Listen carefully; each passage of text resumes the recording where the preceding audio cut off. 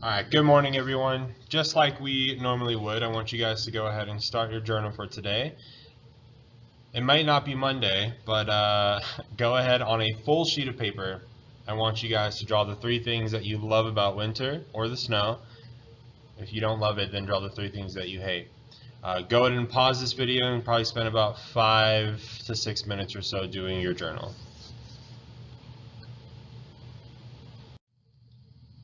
Alright, so we've been working a lot on drawing and our drawing skills and our observation skills, our hand-eye coordination, and when it comes to drawing. And so today we're going to continue this practice with our skills, and we are going to be focusing on composition. So our objective is going to be, I will learn a new approach to creating a work of art. Now, before we get started, we need something to work with. So I want you guys to go ahead and I want you to take a blank piece of paper, so just like a regular standard piece of paper. I want you to fold it in half. If you don't have any computer paper that's white and blank, you can just use line paper, that's fine. Fold it in half, and on one of the sides, I want you to draw a panther or cat, the letters NVHS, and a paintbrush. Now, you don't have to use these photo references that I have here, but of course, if you don't want to go look it up either, you're more than welcome to use them. So go ahead and pause this video, get the drawing. Once you're done drawing, come back and let's continue. Okay, so composition. Before we get started on composition, we need to understand what composition is. And so, composition by textbook definition is the nature of something's ingredients or constituents, the way in which a whole or mixture is made up. So, that is essentially just fancy talk for composition is whatever your art is made of, or what your drawing is, or what you created.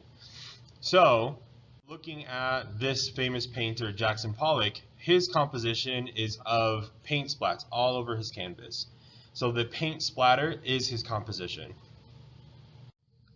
This next famous painting, some of you may know what this is, Leonardo da Vinci, and this is a composition of a person presenting as a woman sitting in a chair with their arms crossed.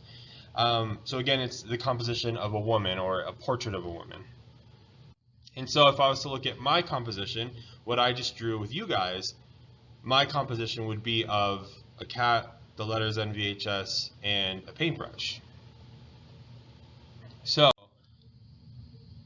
to help elevate your composition in approaching the start of a project, if we follow a couple tips and tricks, we will have great success.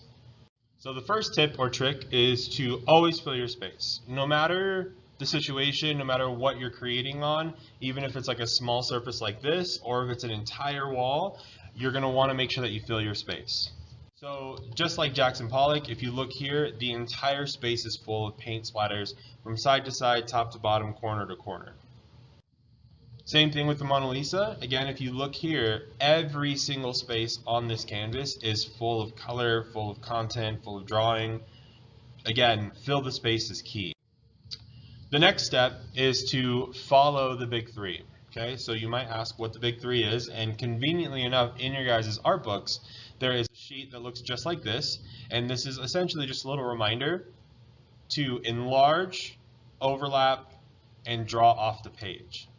Okay, so what I mean by that is if I were to have taken my composition of the cat, NVHS, and the paintbrush, and if I were to enlarge, overlap, and go off the page, I would, and you have this result here. So when I enlarge, my eye is drawn immediately to the biggest thing on the page. It draws my attention in. Okay? When I overlap, it allows my eye to kind of travel throughout the piece and go up, down, left, right, and it really forces the viewer, which is me or you, to observe the entire piece.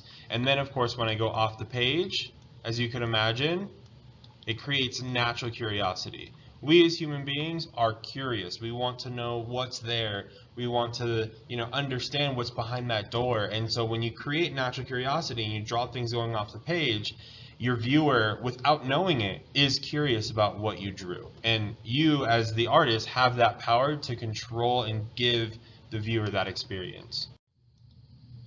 So here, again, side by side, if I were to take the 4 little tips and tricks that I gave you and apply them to any composition that I'm starting and drawing, we would have pretty solid results, regardless to the skill of drawing that you have. So looking at some examples, like here, for example, Vincent van Gogh, when the first tip and trick was to fill the space. So if you see here, clearly from edge to edge, everything is full of color all the way around, corner to corner, edge to edge. Enlarge, right? We have this huge willow tree here kind of grabbing our attention. Obviously things are overlapped. You have the mountains, you have the cityscape here, and then clearly things are going off the page, right? Again, allowing ourselves to have that natural curiosity of what's happening in the space. The next piece is called the wave, and again, just like I said, again, from corner to corner, edge to edge, top to bottom, everything is full of color, detail, things to look at, right? The first thing we have in large is this huge wave catching my attention. We have multiple waves all layered on top of one another, overlapped, and then of course we have everything coming off the page, giving that natural curiosity of, are there more waves? Are there more boats that are about to sink? Like, what is going on here? And so this image here, I'm sure some of you may recognize. If you're walking down the hallway by the band room, on the wall it lies this painting.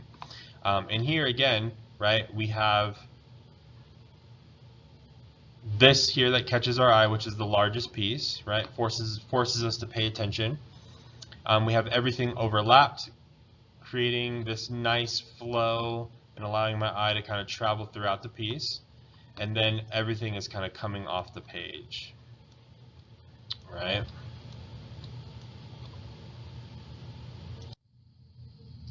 Here's all 3 all together. So, as you can imagine, we are going to go ahead and try ourselves. So, on your page, you have what you first initially drew, the cat, NVHS, and the paintbrush. And on the other side, I want you guys to go ahead and try it again. And I want you guys to practice that composition. Okay, so when you're drawing, when you're redrawing the cat, NVHS, and the paintbrush, I want you to force yourself to draw things really big. Cover up the space. Don't be afraid to overlap. Let things go on top of each other or underneath the thing that you've just drawn. And then again, when you're drawing, and if it's going off the page, let it go off the page. Don't compromise the size of your drawing just because there's four lines that keep you within a box. So again, once you're done drawing, on the back, so once you finish your drawing, I want you to open it up, and I want you to see your results. And so here on mine, I have my before, and then I have my after. Okay, and I want you to observe your results, and I want you to observe your growth, and see how your drawing has changed with these tips and tricks for composition. Now, once you're completely done, on the back, I want you to reflect, and I want you to answer these 3 questions. I want you to think about what you struggle with when you tried to use the big 3 when you started your composition. What were some successes that you have when utilizing the big 3? And then I want you guys to write a personal goal for yourself and how you are going to utilize the big 3 in your own artwork. So that concludes our lesson. Now, once you're completely done, I want you guys to take a picture of the front and the back, and then I want you to send it to me in our personal channel so I can give you some points. Thank you very much. I appreciate all of you. I hope you have a good day. If you're not here in person, I miss you, clearly. Hope to see you soon. Bye-bye.